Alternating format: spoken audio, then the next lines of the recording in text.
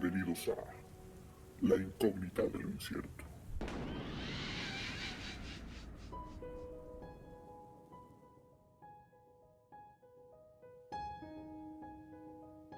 ¿Qué tal, queridos incógnitos?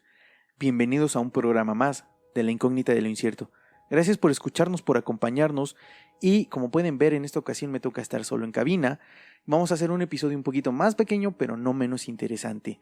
Le mando un saludo ya a Skoll y a Deb que pronto estarán aquí en cabina conmigo. Gracias a todos los que se han suscrito a nuestros diferentes canales, a nuestras diferentes redes sociales. Si no lo han hecho, por favor vayan, se los pido por favor, ya que eso nos ayuda muchísimo. Y antes de entrar de lleno con el tema del día de hoy, quiero dar un mensaje importantísimo. En este episodio vamos a tocar un caso muy fuerte, incluso me atrevo a decir que es uno de los más duros de los que hemos hablado, casi al nivel de Albert Fish, el hombre gris, y si no lo han escuchado, por favor vayan a episodios anteriores para que lo escuchen, está muy interesante. Así que, aunque siempre lo hemos dejado muy en claro, no se recomienda ser escuchado por menores de edad o niños pequeños. E incluso si tú eres una persona bastante sensible a casos fuertes, también se te recomienda discreción porque vas a ver que es bastante brutal y violento. Y dicho lo dicho, el tema que nos compete en esta ocasión es el exorcismo de Almanza. Y aquí hemos hablado de casos de exorcismos como el de Anneliese Michel, que fue en el que se basaron para hacer la película de Emily Rose, y aunque su muerte fue bastante cruda, en este caso, a mi parecer, le gana por el desenlace tan funesto que tuvo y tan doloroso. Tengo que confesar que al leer todos los artículos de periódicos, al leer todos los artículos de internet, ver las descripciones, ver las fotos de la investigación, se me revolvió el estómago completamente y también incluso sentí ganas hasta de llorar por lo brutal de las escenas que voy a describir más adelante. Bueno, todo se desarrolló y se llevó a cabo a principios de los años 90 en una pequeña localidad de Albacete, en España, llamada Almansa, y de ahí el nombre, el exorcismo de Almansa, el cual es considerado uno de los más brutales de España, para que vayan midiendo y vayan dándose una idea de lo que vamos a contar. En 1990, Rosa González Fito tenía 36 años y era una curandera muy famosa de la localidad. Rosa estaba casada con Jesús Fernández Pina y en 1979 dieron a luz a su hija, Rosa Fernández González, mejor conocida como Rosita o Rosy, como la vamos a llamar de aquí en adelante. Almansa, como lo dije anteriormente, era un pequeño municipio de Albacete con apenas unos 20,000 habitantes, pero el lugar era conocido como Tierra de Curanderos. Quiero imaginarme que algo así como Catemaco aquí en México, en Veracruz para los que vivimos aquí. Yo debo decir que creo fielmente en que hay gente de mucho conocimiento ancestral, pero también creo que hay muchos charlatanes que lucran y se aprovechan del sufrimiento de las demás personas. Así que no sé cuál sea el caso en este tema, pero pronto ustedes se van a dar una idea y pueden generarse su propio criterio. Almansa estaba repleta de personas que se autonombraban como curanderos o sanadores, y se cuenta que en ese entonces existían alrededor de 500 curanderos. Y me parece bastante importante mencionar que si era una localidad tan pequeña de 20,000, pues 500 personas que se dedicaban a esto, pues me parece bastante relevante, interesante y un poco extraño el que la gente se dedicara a esto, ¿no? A lo mejor posiblemente es como que pasaba de generación en generación estos conocimientos, aunque me resulta difícil de creer que 500 personas fueran capaces de tener todos estos conocimientos, aunque no es imposible. Se dice que las prácticas que llevaban a cabo eran desde las lecturas de cartas de manos hasta sanar alguna enfermedad en específico. Este tipo de supuestos sanadores no contaban con algún diploma o documento que avalara los conocimientos que decían tener, pero también entiendo que este tipo de conocimientos no necesariamente se aprenden en una aula o en una institución.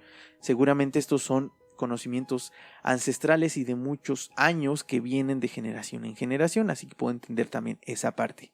Y volviendo a Rosa, que es una de las principales o de los principales personajes en esta historia, era una mujer relativamente común en España de aquella época. Se dice que ella creía en la religión católica y que poco a poco se fue involucrando en lo que los curanderos del lugar llamaban sanación.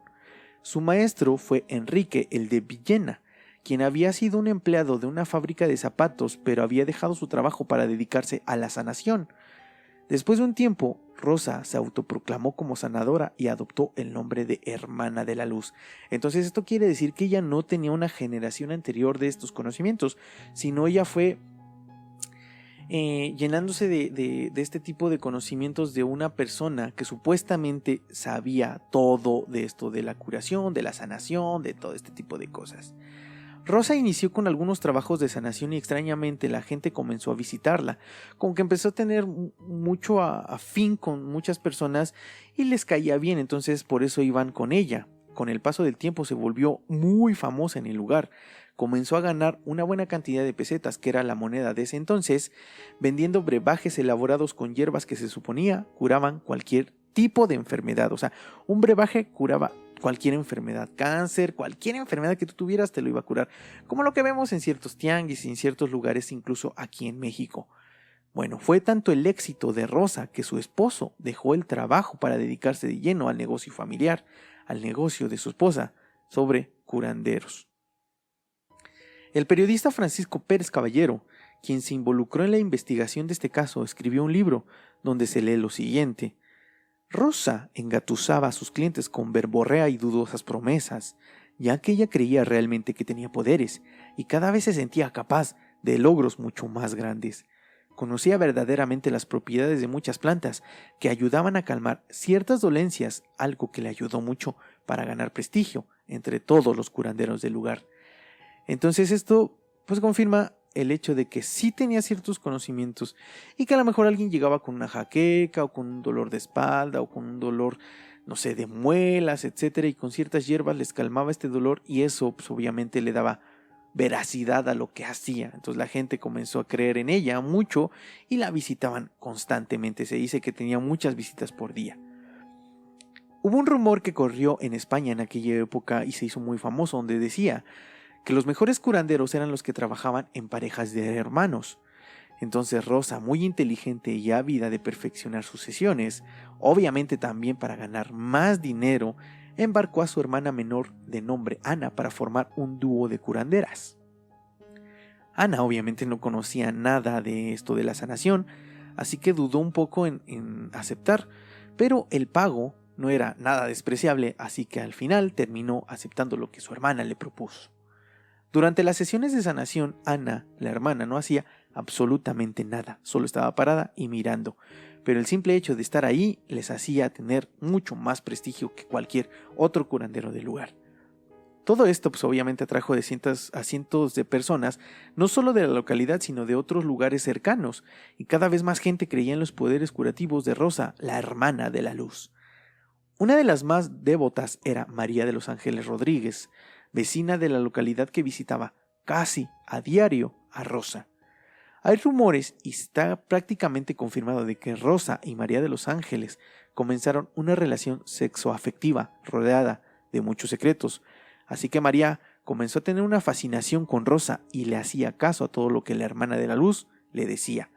Y esto es bastante peligroso cuando empiezas a tener un fanatismo que te pone una venda en los ojos, que no te hace ver la realidad y te envuelve en una realidad que es completamente diferente a lo que realmente está sucediendo. Según una nota del periódico El Caso decía, Martín, el marido de María de los Ángeles, se quejaba amargamente de que aquella especie de sacerdotisa tenía absorbida a su esposa. Rosa había terminado por convencerla de que su esposo estaba poseído por el diablo, así que apenas hablaban y por supuesto no mantenían ningún tipo de contacto, mucho menos una relación sexual. María de los Ángeles tenía una hermana de nombre María Mercedes, a la que llamaremos Mercedes para no confundirnos. Rosa poco a poco se dio cuenta de que podía hacer algo más, así que convenció a María de que llamara a su hermana para formar un par de hermanas curanderas, o sea, ya no solo una, sino era por un lado esta Rosa y Ana y por el otro María y Mercedes. ya que esto obviamente según Rosa les daría mucho más prestigio y les daría mucho más dinero y harían crecer la empresa que obviamente ya habían formado. Ya no era un negocio pequeño, ya era pues una empresa que iba increciendo y que poco a poco iban haciendo muchas más cosas. Debo decir que Rosa pues sí tenía una mentalidad de tiburón, veía algo más allá y también debo de poner como en la mesa el poder de convencimiento que tenía Rosa para llegar hasta este punto. Me refiero a que primero convencer a su misma familia de que ella tenía poderes y de que ella podía hacer cosas que los demás no. Segundo, convencer a su hermana de llevar a cabo prácticas de sanación sin tener ningún conocimiento. Pero ahí también puedo entender que Ana, por el hecho de ganar dinero y de tener dinero en ese momento, pues eso fue algo que la convenció. Después convencer a María de los Ángeles, a su amante, a que todo lo que ella decía era lo real y que no había ninguna otra verdad. Eso me parece bastante interesante. Y por último, el convencer a la hermana de María de los Ángeles, a Mercedes, para mudarse desde donde vivía, que ella vivía en Valladolid, hasta Almanza, para comenzar este tipo de trabajo sin ningún conocimiento, aunque también puedo decir o pensar que el factor monetario o el factor del dinero fue lo que convenció a Mercedes de venir para acá. A Rosa no le bastó conformar dos parejas de hermanas curanderas, pues según ella estaban convencida de que sus poderes tomarían mucho más fuerza si Mercedes y Ana, o sea las hermanas, comenzaban con relaciones sexuales, con una misma relación sexoafectiva como ellas la tenían. Así que comenzó a organizar citas en las que las cuatro estaban presentes. Iban a cenar, iban a comer, se veían en la casa, etcétera, como para empezar a tener ese contacto y que se empezaran a gustar. Pero aquí, pues ya me salta aquí algo de Rosa y de María de los Ángeles, que seguramente ellas obviamente eran lesbianas, tenían gusto hacia personas de su mismo sexo, y eso no tiene nada de malo. Pero obviamente en esa época pues era muy mal visto, más que ahora, e incluso en localidades pequeñas, pueblos como este tipo de lo que estamos hablando. Entonces la presión social hacía que ellas estuvieran como encerradas y no pudieran decir lo que sentían, y al encontrarse, pues obviamente empezaron a destapar como sus fascinaciones y sus depravaciones, en el aspecto de que ella, Rosa, ya quería que otras dos parejas también se involucraran y pues obviamente tener relaciones sexuales entre ellas y seguramente después tener relaciones entre todas. La criminóloga Tatiana Ballesteros estableció un perfil psicológico de Rosa que explica muy bien lo que va a suceder más adelante y de lo que voy a platicar. Tatiana decía: esta mujer con supuestos poderes curativos que se lucra con ellos, tenía a su amante María de los Ángeles casada y madre igual que ella, y es probable que existiera cierta frustración por esta relación homosexual que mantenían oculta, y obviamente en los años 90 no se vivían las cosas como se viven hoy. Hay un problema de base, que es la falta de conocimiento de estos temas, también el miedo a mostrarse tal cual son y muy probablemente también un trastorno disociativo, que concretamente es un trance donde se produce una pérdida temporal del sentido de identidad personal, que puede provocar que no se tenga conciencia del entorno ni de ella misma, lo que acabo de decir, que como que se liberaron de todo lo que traían y aparte empezaron a crear una realidad completamente distinta a lo que se estaba viviendo realmente en ese momento. Rosa comenzó a perder el sentido y estaba convencida de que sus poderes curativos funcionaban y siguió con sus sesiones de sanación. Pero aquí viene y empieza lo más fuerte del caso, así que agárrense y prepárense porque está brutal. El sábado 15 de septiembre de 1990 las cuatro mujeres salieron a cenar, pero Rosa tenía un fuerte dolor de cabeza, o al menos eso es lo que ella dijo. Por lo cual las cuatro mujeres curanderas, entre comillas, fueron a la casa de Rosa y se encerraron en su habitación. Se dice que Rosa les pidió que consumieran una hierba llamada beleño y las otras mujeres lo hicieron sin rechistar, sin preguntar absolutamente nada. Y esto vuelve al fanatismo, en el que consumes cosas sin siquiera preguntar y sin siquiera saber cuáles pueden ser las consecuencias de lo que estás haciendo. Estás tan cegado de lo que te dice una persona y le crees fielmente todo lo que dice, que no te importa tu salud, no te importa lo que te pueda pasar. La atropina, que es uno de los alcaloides que se encuentra en esta hierba, es fácilmente absorbida por el cuerpo y provoca alucinaciones. Incluso muchos dicen que te da la sensación de volar. A esta hierba se le conoció en la época medieval como la hierba de las brujas porque se dice que se utilizaba para muchos brebajes amorosos y de otro tipo. No quiero decir que sea malo, sino depende del uso que tú le des a este tipo de hierbas o medicamentos. Según los registros, Rosa y su amante comenzaron a tener relaciones sexuales dentro de la habitación enfrente de Ana y Mercedes, y ellas dos simplemente se sentaron y se quedaron viendo eso toda la noche. Empiezan las cosas bastante bizarras. A la mañana siguiente, Rosa y su amante salieron de la casa para recolectar más hojas de beleño para seguir drogándose en los días siguientes. La idea principal de estas mujeres era impedir que sus hermanas Ana y Mercedes pudieran dormir para obligarlas a unirse a ellas y tener una orgía, lo que estaba diciendo anteriormente. Tras el paseo, las 4 mujeres se reúnen nuevamente en la casa de Rosa, donde ella y María decían que eran Jesucristo y la Virgen María y que se iban a casar. Ya estaban tiradas, o sea, ya estaban completamente mal de la cabeza por todo lo que seguramente pensaban y sentían y lo que habían consumido. Ana, la hermana de Rosa, se asustó muchísimo, tuvo mucho miedo en ese momento y se fue del lugar. Durante las siguientes horas se dice que se llevó a cabo una orgía interminable entre Rosa, María y Mercedes, y lo bizarro es que aquí ya hay incesto y hay muchas cosas depravadas, que me parecen o me resultan que chocan con lo que se supone que Rosa creía de la religión católica. Según las creencias y lo poco que yo conozco de la religión, pues este tipo de prácticas no van acorde a lo que se cree en la religión católica. Entonces ella ya se estaba desviando de lo que realmente creía, o tal vez no lo creía, simplemente iba o fluía como las demás personas. Se dice que las mujeres orinaron y defecaron sobre la misma cama en la que tenían relaciones sexuales, así que se pueden imaginar la escena. Excremento, orina y relaciones sexuales. Yo de verdad me parece bastante feo como el panorama de pensar cómo se llevó a cabo este tipo de prácticas. Además de que destrozaron todos los muebles de la casa, rompieron espejos, caminaron descalzas sobre los cristales rotos y se revolcaron por los suelos. Orinaron y vomitaron por todo el piso y se echaron encima todos los frascos de colonia que encontraban en el baño. Las alucinaciones llevaron a Rosa y a María a creer y decir a los 4 vientos que ellas eran las enviadas del Señor en la tierra.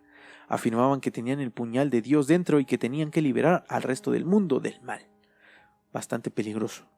Por lo cual el 16 de septiembre María de los Ángeles fue por sus 2 hijos y los llevó a casa de Rosa.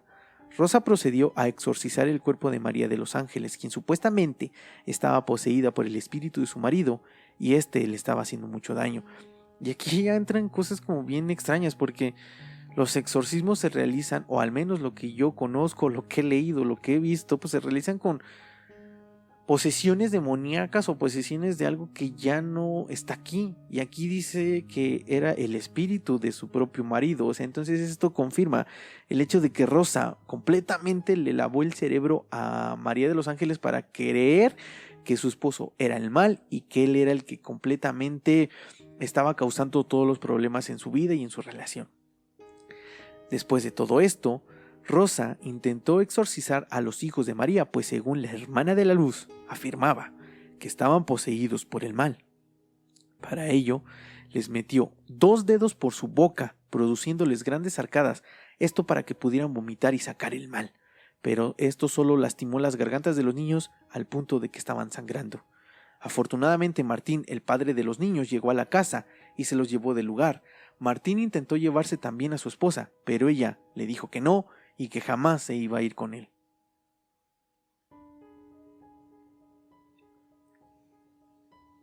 Al día siguiente, el lunes 17 de septiembre, Martín volvió a la casa para llevarse a María, pero esto fue imposible, ya que las 3 mujeres estaban atrincheradas en la habitación de Rosa. Más tarde Rosa salió y comenzó con otros rituales que supuestamente expulsarían a los espíritus malignos que los rodeaban. Pero esta ocasión estaban involucradas más personas, aparte de María, Rosa y Mercedes, que fueron las que tuvieron su noche loca. Estaban Jesús, el esposo de Rosa, Rosy, la hija de Rosa, Ana, la hermana de Rosa, y Josefa, una vecina del lugar. Después de llevar a cabo todos los rituales locos de Rosa, se calmó, se quedó acostada, y a media tarde María, quien estaba hincada ante Rosa, le dijo y le agradecía porque le había salvado la vida y le había salvado su alma. Pero en ese momento Rosa se levantó, la tomó de las manos y le dijo: no, yo no soy Rosa, yo vengo de otro planeta. Entonces aquí pues obviamente nos damos cuenta de que Rosa ya estaba pues en otro plano completamente ilógico, pensando que ella venía de otro planeta. No porque descarte la posibilidad de que pueda suceder, pero sus acciones demuestran que en realidad no era lo que estaba diciendo. Yo lo que quiero entender es que Rosa quería darse más importancia y tener más valor que todas las demás personas para demostrar que tenía más poder que cualquier otro curandero, otro brujo del lugar. Después de todo esto, Ana, Josefa y Mercedes abandonaron la casa. Jesús y Rosy obviamente vivían en la misma casa, solo se fueron a otra habitación. En ese momento se quedaron a solas María y Rosa, las amantes. Pero a medianoche Mercedes, la hermana de María, regresó a la casa y nuevamente comenzaron a drogarse y con otra orgía interminable. En la madrugada del 18 de septiembre, Jesús, el esposo de Rosa, entró a la habitación y vio a su mujer totalmente desnuda con las hermanas María y Mercedes. Las tres estaban cubiertas de excremento y bilis que probablemente vomitaron a causa del beleño de la droga. En ese momento Rosa se levantó y completamente histérica se le fue a los golpes a Jesús.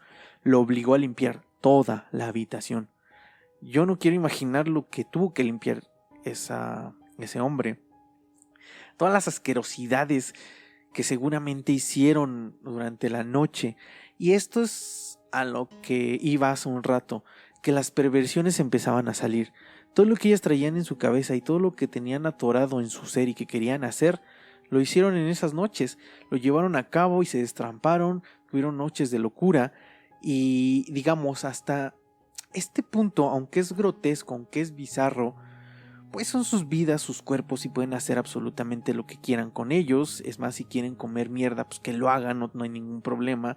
Que si quieren drogar, es su cuerpo. Hasta aquí, digamos, aún siendo bizarro, no hay nada tan violento.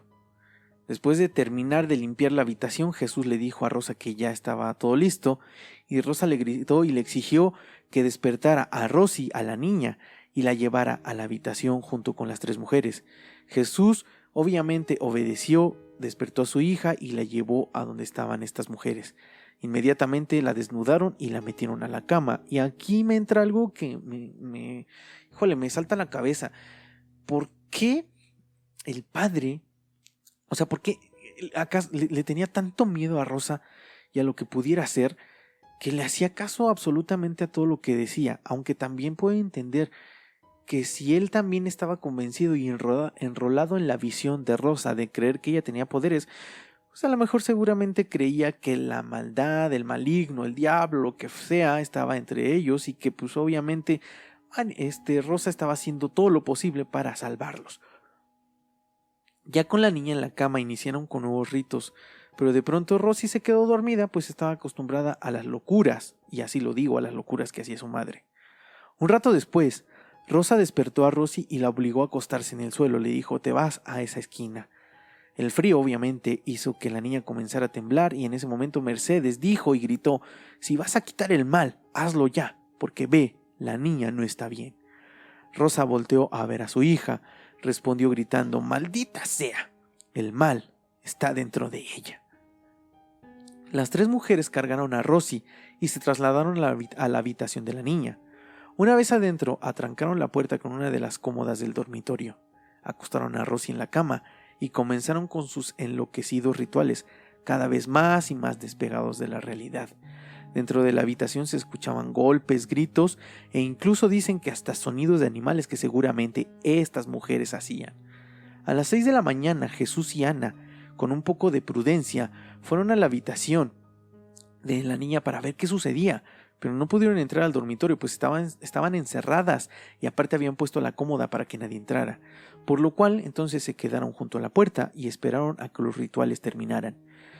Yo creo que cualquier persona con un poquito de cordura hubiera entrado como fuera, acomodar el lugar, incluso llamarle a la policía, porque pues estaban sucediendo cosas bastante locas y no sabían hasta qué límite iban a llegar.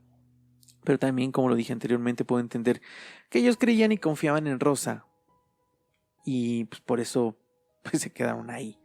Grave error. Dentro de la habitación, las mujeres enloquecidas se aventaban hacia las paredes, destrozaban todos los muebles, se revolcaban por el suelo, caminaban descalzas sobre cristales, se orinaban encima de todo, y todo esto enfrente de Rosy, la niña. Yo no me puedo imaginar el impacto que debió tener la niña en esos momentos, aunque también puedo creer que debido a su formación, a sus creencias, a la educación que le dieron, la niña estaba completamente segura de que su madre estaba haciendo las cosas correctas para salvarla. Estaba haciendo las cosas para que ella estuviera bien. Y pues cuando eres niño confías. ¿En quién más confías? Pues en tu madre, en tus padres. Son las personas en quien más confías. Entonces no puedes, cuando no conoces otra cosa, tú crees que eso es lo correcto. En ese preciso momento, María, la amante de Rosa, comenzó con la regla o su menstruación. Y en pleno delirio dijo: el mal me viene por abajo. Estoy teniendo un aborto del diablo. Entonces Rosa tomó una toalla y la colocó en la vagina de María, y sin miramientos comenzó a golpearla con el puño en el estómago, con toda su fuerza. María cayó en el piso, y Rosa continuó la golpiza, pero ahora con patadas muy fuertes. Al retirar la toalla, y al ver que estaba llena de sangre, confirmó las sospechas de que efectivamente se trataba del aborto del diablo. Rosa continuó golpeando con todas sus fuerzas el abdomen de María, y de pronto María, gritando, dijo: ya estoy bien. Es tu hija la que está embarazada del diablo. Y aquí creo que María pues quiso, o viéndose sometida en una brutal golpiza, con dolor, pensando que posiblemente podría ser más violento y llegar incluso a quitarle la vida, decidió que la forma de salvarse era desviar la atención hacia la primera persona que vio, y desafortunadamente fue a la niña Rosy. Las mujeres, completamente enloquecidas, se abalanzaron hacia Rosy, quien en ese momento solo tenía 11 años. Mercedes y María sujetaron con todas sus fuerzas a Rosy, y antes de continuar, quiero decirles que se viene lo peor, de verdad, prepárense porque es muy brutal, muy violento y muy explícito lo que voy a contar. Rosa abrió las piernas de su hija y le metió un dedo en su vagina. Comenzó a palpar el interior de la niña y, completamente perdida y enajenada, introdujo 2 dedos más. La niña comenzó a gritar y a gritar de dolor, pero Rosa, decidida y convencida de que tenía el mal dentro del cuerpo de su hija, siguió metiendo más dedos dentro de la niña. Rosy, llorando y gritando con un dolor tremendo, decía: mami, por favor, acaba pronto. Rosa continuó con el horrible ritual hasta el punto de introducir las 2 manos dentro de la vagina de su hija. Las manos de Rosa llegaron hasta el útero de Rosy y brutalmente le arrancó los ovarios. Según los especialistas, esta tarea es casi imposible y afirman que se requiere una fuerza brutal para arrancar los ovarios. Y lo peor de todo es que el dolor que debió sentir la niña fue indescriptible. La abertura vaginal estaba completamente desgarrada y llegaba hasta el ano de la niña, por lo cual Rosa pudo llegar hasta el intestino delgado de Rosy y tirar de él para lograr sacar parte de este, mientras gritaba: ¡Gloria al Espíritu Santo! ¡Gloria a Jesús! ¡Sal de ahí, cabrón! Se cree, y yo espero que así haya sido, que en ese momento Rosy entró en un shock hipovolémico, que es una pérdida de sangre muy grave, una hemorragia muy grande, y en ese momento murió. Lastimosamente, la muerte de la niña no fue instantánea y fue bastante grotesca, horrible y muy dolorosa. Yo no puedo imaginar el dolor que sintió una niña indefensa de 11 años, pues viendo que la persona en quien más confías y que se supone que debe protegerte te está haciendo daño, y no solo un daño de, digamos, de un golpe o de una cachetada un regaño, ¿no? Para que haga las cosas bien, sino algo tan brutal, tan grotesco como pues desgarrarte y sacarte órganos del cuerpo. Rosa continuó con la extracción de vísceras del cuerpo de su hija inerte y ya sin vida. Cuando Rosa estaba agotada, le pidió a su amante María que continuara con el trabajo, y cada que sacaban una víscera gritaban y decían: ¡Otro demonio! Esto no se acaba nunca. Hay muchos más. El ritual macabro duró unos 25 minutos, donde las mujeres lograron sacar prácticamente todos los órganos del cuerpo de Rosy, y según la autopsia, determinó que solo le quedaron 3 órganos dentro del cuerpo. Mientras Rosy gritaba y sufría una horrible agonía, Jesús y Ana, que estaban afuera, intentaban entrar, pero no les fue posible, ya que todo estaba cerrado y era casi imposible entrar, hasta que aproximadamente a las 9 de la mañana, con todas sus fuerzas, pudieron entrar y se encontraron con una escena horripilante. Sangre y órganos por todo el piso, y lo más desgarrador, el cuerpo sin vida de Rosy tirado en la cama. Las mujeres enloquecidas se fueron encima de Ana, a quien intentaron sacarle los ojos, pues según ellas decían que necesitaban estos ojos para revivir a la niña. Por suerte, Ana logró escapar, aunque tuvo que ser hospitalizada y quedó con secuelas graves. Jesús, el esposo de Rosa, salió corriendo a la calle para llamar a la policía desde el teléfono de un vecino. Mercedes, la hermana de María, se quedó en shock, se quedó inmóvil, pero Rosa y María salieron corriendo a la calle, ya que sabían que algo malo habían hecho. Unos minutos más tarde, cuando llegó la policía, se encontró con una imagen dantesca. La casa estaba repleta de figuras religiosas y el piso manchado completamente de sangre. Al llegar a la habitación, y según palabras de los policías, se encontraron con la escena más brutal y horripilante que jamás habían visto. El cuarto estaba repleto de trozos de vísceras y órganos mezclados con trozos de figuras religiosas. Había orines, heces y vómito por todos lados. El cuerpo de Rosy estaba en la cama y fue declarada muerta inmediatamente. Y antes de continuar, quiero decir que si los policías pues se han topado con muchos casos seguramente fuertes, brutales, violentos, y decir que fue la escena más brutal que habían visto, es porque lo que se vio ahí adentro era pues prácticamente del diablo. El padre de Rosy fue encontrado en una habitación de la casa tumbado en el piso y completamente en shock, a sabiendas de que él también había tenido parte de culpa. María, la amante, se robó un automóvil e intentó huir, pero la policía la interceptó muy cerca de la casa. Rosa se refugió en un bar cercano, pero la policía la encontró y la arrestó solo unos minutos más tarde. Un día después, el 19 de septiembre, Rosy fue enterrada y el pueblo quedó completamente en shock. Me parece bastante denigrante y triste lo que sucedió pues aquella madrugada el 18 de septiembre del 90, porque pues 3 mujeres enloquecidas, drogadas, y no quiero decir que esto o lo que sucedió fue a causa de que estuvieran drogadas, no lo creo. Esto va más allá y es algo más profundo, y quiero que quede claro que no es nada en contra de ninguna religión, mucho menos la religión católica. Yo no soy creyente de religiones, pero no es nada en contra. Y yo estoy de acuerdo en que si la religión que tú quieras y la que tú adoptes te hace mejor persona, adelante, hazlo. Pero si una religión te lleva a cometer este tipo de actos y delitos, no valen para nada. Yo creo que todo esto fue por la enajenación y el fanatismo que tenían sobre los supuestos poderes que Rosa tenía, y que el mal, el maligno, el diablo, el demonio, lo que quieran creer, estaba en la tierra y que estaba dentro de la niña. Es por eso que se le llama el exorcismo de Almanza, aunque a mi parecer no tiene nada que ver con los exorcismos de los que hemos hablado anteriormente.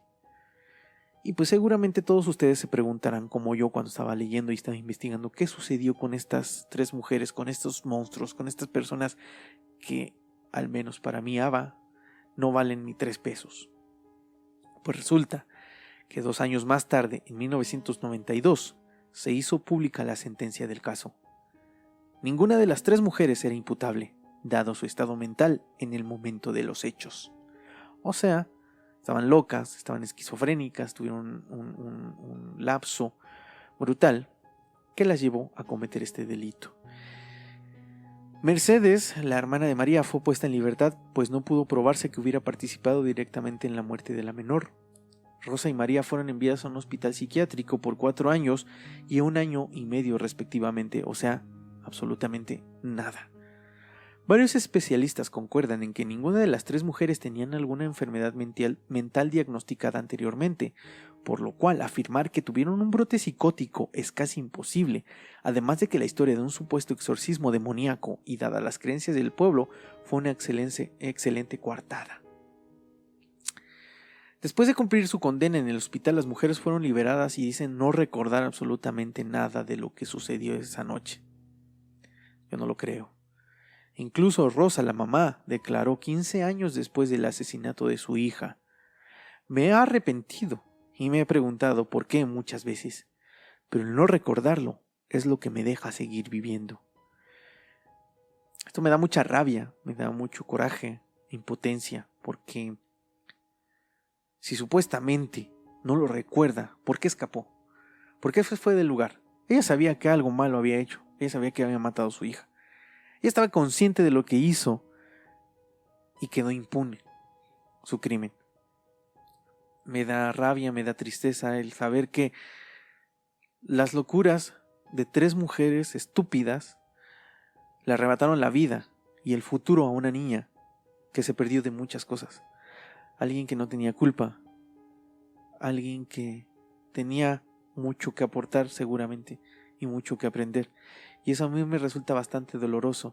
Siempre los casos en los que están involucrados niños me hace sentir cosas. No quiero decir que no me duelen las demás, pero estas me llevan a un punto donde incluso me hace soñarlos, me hace tener ciertas pesadillas, revolverse el estómago, llorar en algún momento, ¿no? Porque ¿qué culpa tienen niños de 11 años? Ellos simplemente confiaban en los adultos, confiaban en las personas que los rodeaban. Y al final de cuentas les quitaron, o a Rosy le quitaron la vida. Y como pueden ver, pues no es un caso tan famoso, tan sonado, pero es muy brutal, horrible y a mi parecer es un crimen que quedó impune por las creencias tan estúpidas y arraigadas del lugar y por el fallido sistema penal de ese lugar y de ese sitio en aquella época. Yo lo único que puedo decir es que cuando tocamos este tipo de temas no queremos enaltecer ni hacer más grande este tipo de acciones. Al contrario, queremos demostrar que el mal, la maldad existe, la gente mala, la gente que hace daño está. Y puede ser la persona en quien menos te lo esperas. No nos queda más a nosotros que empezar a generar una conciencia diferente, de ayuda, de apoyo y no de hacerle daño a nadie.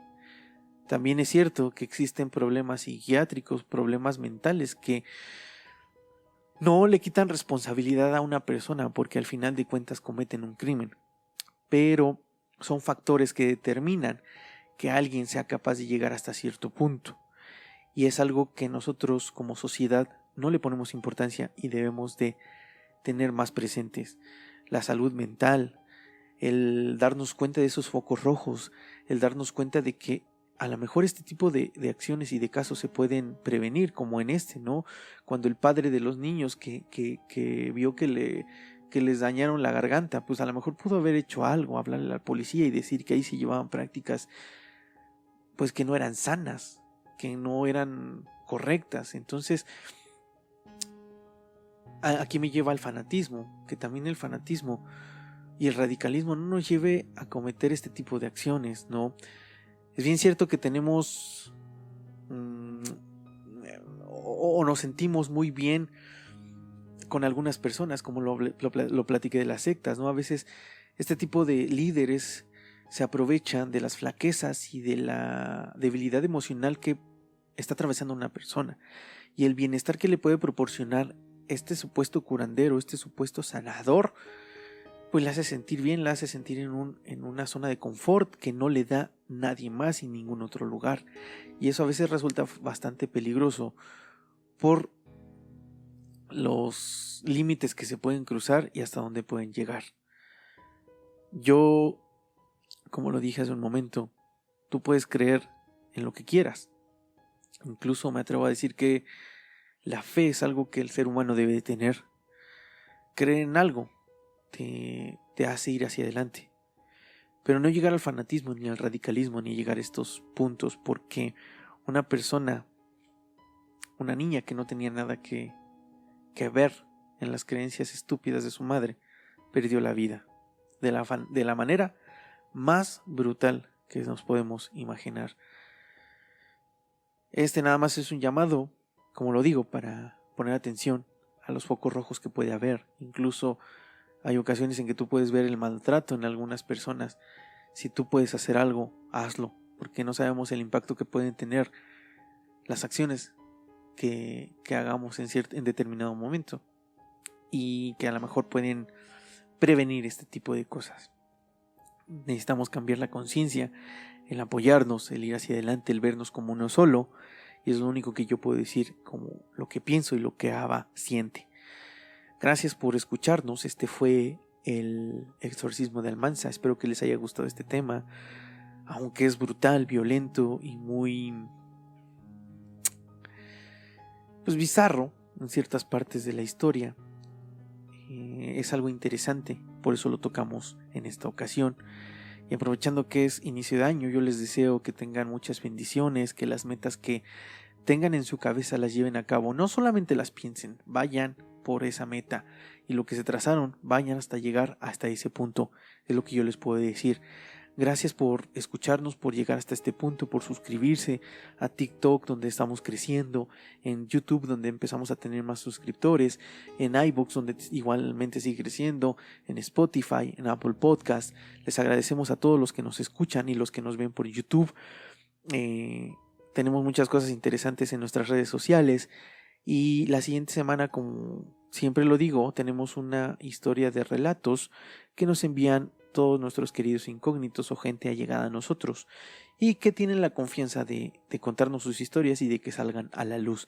Y te invito a que si tú tienes una de esas historias que a lo mejor por pena o porque no la puedes contar en algún otro lugar, no las cuentes a nosotros, o al menos Ava no la va a juzgar jamás, porque yo he tenido experiencias que me hacen creer en muchas cosas y abrir mi mente. Nunca la voy a juzgar, y si tú quieres que salga a la luz, envíanosla, la redactamos y la plasmamos en uno de estos episodios de Relatos de la Incógnita de lo Incierto. Así que yo me despido por el momento. Soy Ava, agradeciéndoles todo el amor que nos dieron el año pasado. Esperemos que este año siga igual y mucho más, con cosas nuevas que vamos a ir haciendo en este año, nuevos proyectos, una nueva visión que tenemos sobre esto. Aunque lo hemos hecho como hobby, por algo que nos gusta, queremos crecer y queremos aportar y seguir creciendo y hacer un contenido que les guste a todos ustedes. Gracias nuevamente, me despido por el momento, no sin antes recordarles y decirles que abran sus mentes y ábranse a las posibilidades.